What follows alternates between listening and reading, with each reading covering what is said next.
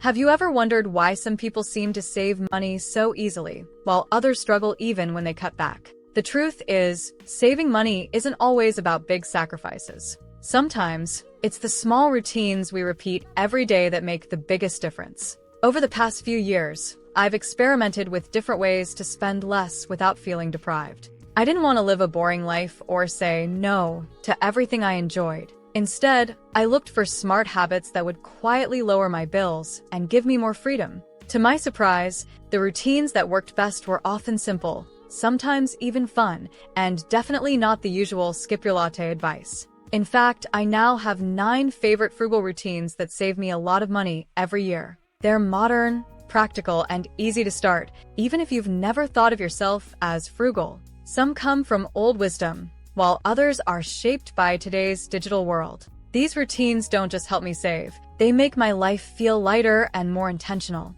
Let me show you how they work, and how you can use them too. 1. Cash only for fun money. One of the easiest ways to overspend is using cards or digital wallets. Tapping or swiping feels so quick that it doesn't always register as real money. To fix this, I started using cash only for fun money. Each week, I withdraw a small amount, maybe $40 or $60, and that's my budget for little extras like coffee, snacks, or a movie. Once the cash is gone, I stop. It sounds simple, but it works. Research shows people spend about 15% less when paying with cash because you feel the loss more directly. For me, it makes every purchase feel intentional. And here's the best part: the treats I buy with cash actually feel more special. Instead of mindlessly tapping a card, I'm choosing carefully, which makes the experience more enjoyable. 2. Annual Silent Negotiation Week. Every January, I run a little tradition I call Silent Negotiation Week. For 7 days, I set aside a bit of time to call my service providers,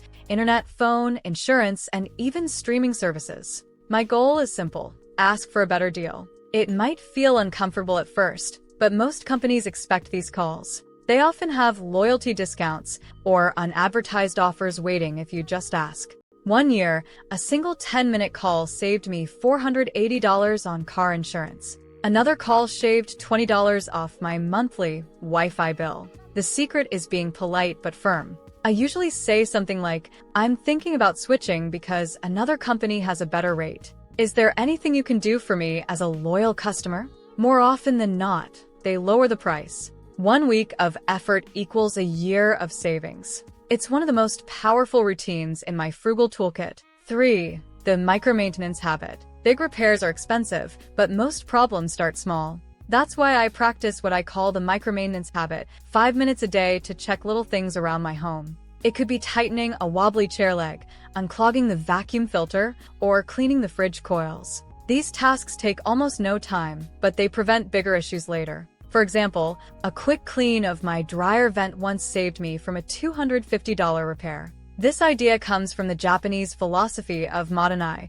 which means respecting resources and avoiding waste. Instead of throwing things out when they break, I try to care for them a little each day. Over time, this habit extends the life of appliances, furniture, and even clothing. It also saves energy. A clean filter or oiled hinge makes things run more smoothly. It's a small routine that adds up to hundreds of dollars saved each year, plus less stress over surprise repairs. 4. The Seasonal No-Spend Challenge. Most people try no-spend months, but I found those hard to keep up with. Instead, I started a seasonal no-spend challenge. 4 times a year, I pick one category of spending to pause for 30 days. In spring, I skip takeout. In summer, I buy no new clothes. In fall, I cut out Amazon shopping. In winter, I avoid adding new subscriptions. This approach works because it changes with the seasons, so it never feels stale. Each challenge feels like a short experiment instead of a punishment. Last summer, by not ordering delivery, I saved more than $600 in just 3 months. In the fall, skipping online impulse buys freed up extra money for holiday gifts. What I love most is that it resets my habits. After the challenge ends, I don't always go back to old spending patterns. I become more mindful and less likely to buy without thinking. It's a fun, flexible way to save money, and it keeps me excited instead of burned out. Before we get into the next frugal routine, I'd really recommend you subscribe to this channel if you want smart, practical ways to save money, live frugally without feeling deprived, and reach financial freedom step by step. I share tips like these every single day, so make sure you don't miss out. 5. The 7-day digital detox subscription audit. Have you ever signed up for a free trial and then forgotten to cancel it? I have more than once. At one point, I realized I was paying for 3 streaming services, 2 fitness apps, and a meditation app one hadn't opened in months. Those little charges looked harmless, but together they were eating up hundreds of dollars a year.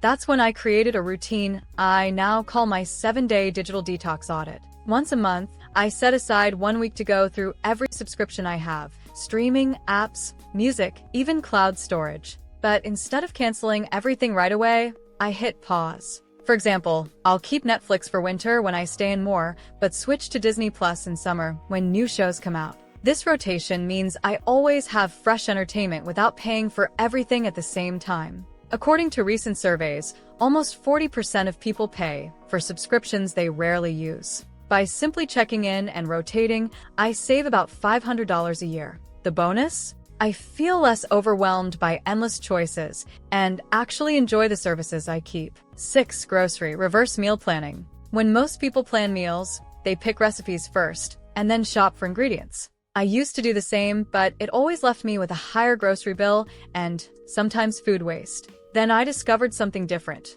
reverse meal planning. Here's how it works. Instead of starting with recipes, I first look at what's on sale at the grocery store or what's already sitting in my pantry. Then I build meals around those items. If chicken thighs are discounted, that's my main protein for the week. If broccoli is half price, I'll make stir-fry, roasted broccoli, or even broccoli soup. This routine feels like a fun little challenge, almost like a cooking game show. And the savings add up fast. By shopping this way, I cut about $60 a month from my grocery spending, and I waste far less food. The truth is, this isn't a new idea. During the Great Depression, families cooked based on what was cheapest at the market. Today, with weekly ads and grocery apps, it's easier than ever to bring this smart old habit back. 7. The energy peak shuffle. One evening, my neighbor casually mentioned that she only runs her washing machine after 9 p.m. I asked why, and she explained that electricity costs less during off-peak hours. I had never even thought about that before. Curious, I checked my utility company's website and learned I was paying higher rates by running my dishwasher and laundry right after dinner, the busiest time of the day.